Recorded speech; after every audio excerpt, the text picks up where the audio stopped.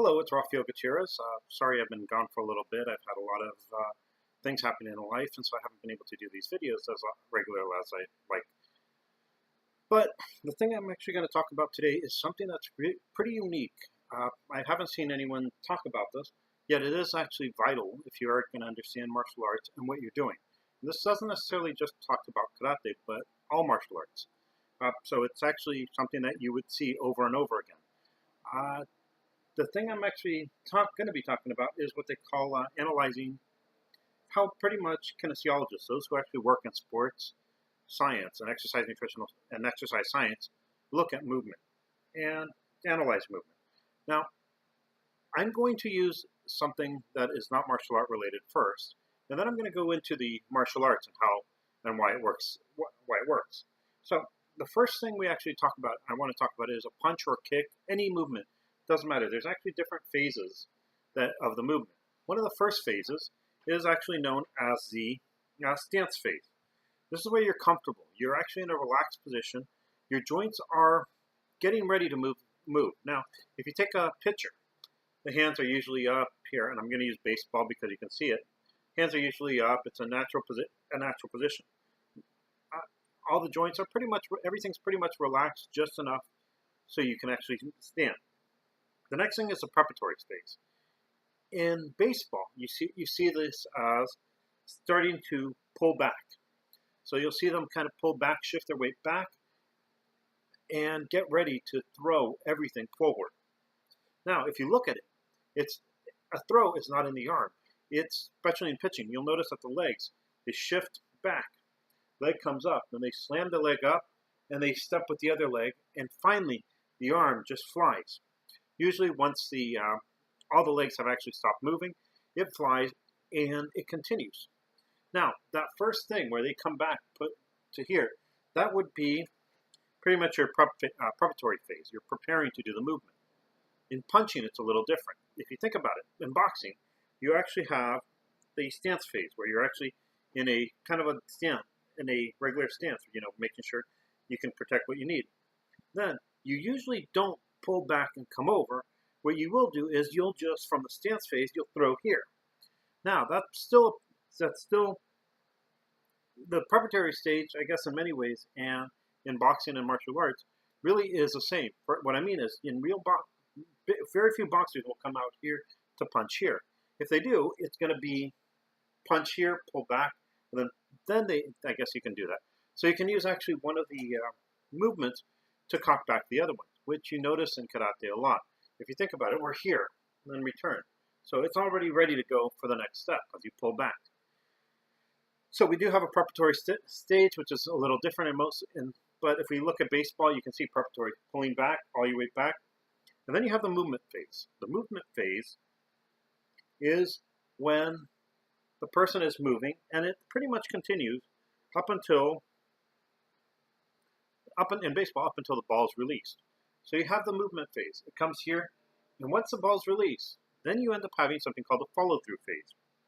Now, here's the thing. If you were to throw a ball and stop here, you can end up getting a lot of damage to your shoulder and different areas if you don't prepare your body a certain way.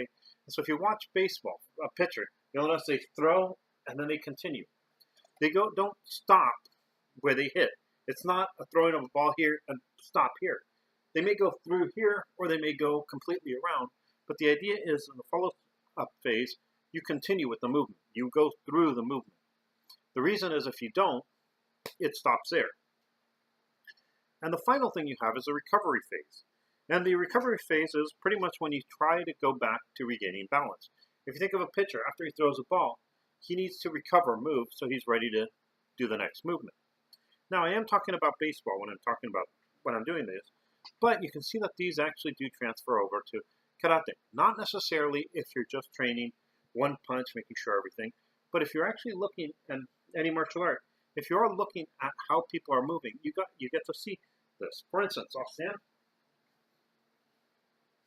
If we use the makiwara here, for an example, we have our stance phase. Pretty much, we're pretty relaxed. Our hips are back, and from here, we're pretty much relaxed. If we're preparing, we may actually already shift a little back. Sometimes we actually already start here. If we think we slide back a little so we have this leg ready to go. Now, the next phase, the prep phase. So stance here, prep would go here. Now, sometimes, like I said, we don't do the prep. We can stay in the prep and use the prep as a balance.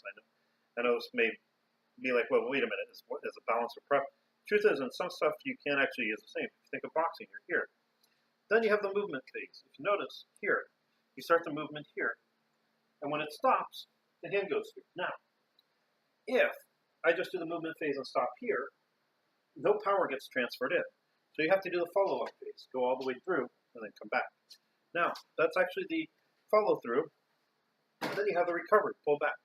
Now, the neat thing about martial arts and boxing is one of the movement phases and the follow-through phases gets you ready for the other one. Now, in blocks, same thing here.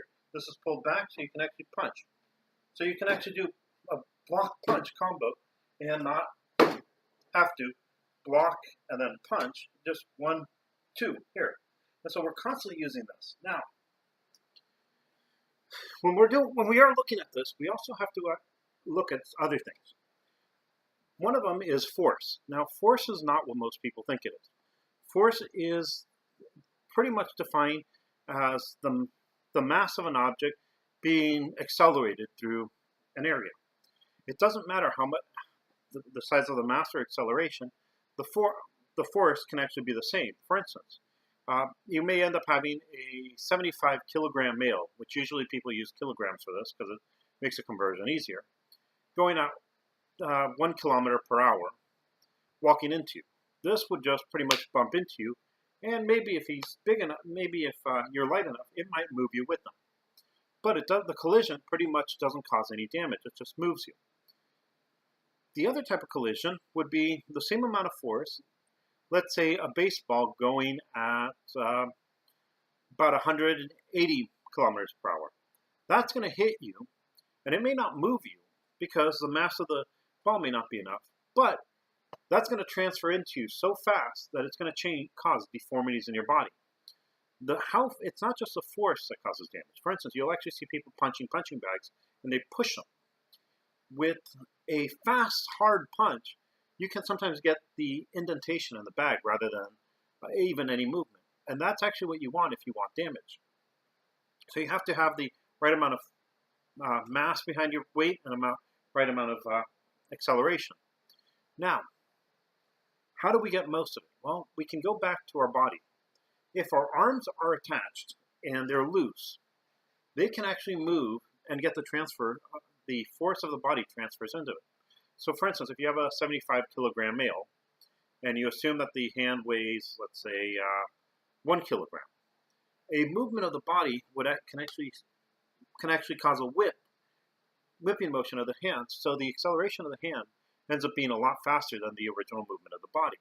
Now, that's actually something that is important. So for instance, if I'm coming here and locking arms together, you're losing a lot of the acceleration you would. If your arms are soft, you then can punch, shifting, just pretty much transferring the force. And so instead of being this slow motion here, it becomes a lot faster. And so one of the things that happens is when you start looking at these phases and you start looking at physics behind things, you can see how and why certain things are done in certain arts. For instance, if you watch boxing, you notice that they don't hit and stick. They hit and return because that's actually what works for them. I've actually talked about people hitting on makiwara and sticking, and it does cause the force of the makiwara to come back into you. And there might be reasons you might want to do that, for instance, checking alignment, but you usually wouldn't want to do that full force. If you're doing full force, usually you don't want to be back when the force comes back against you. I hope you enjoyed this. I hope this makes sense. If there's any comments, please put them down and I will try to answer them. Thank you and have a good day.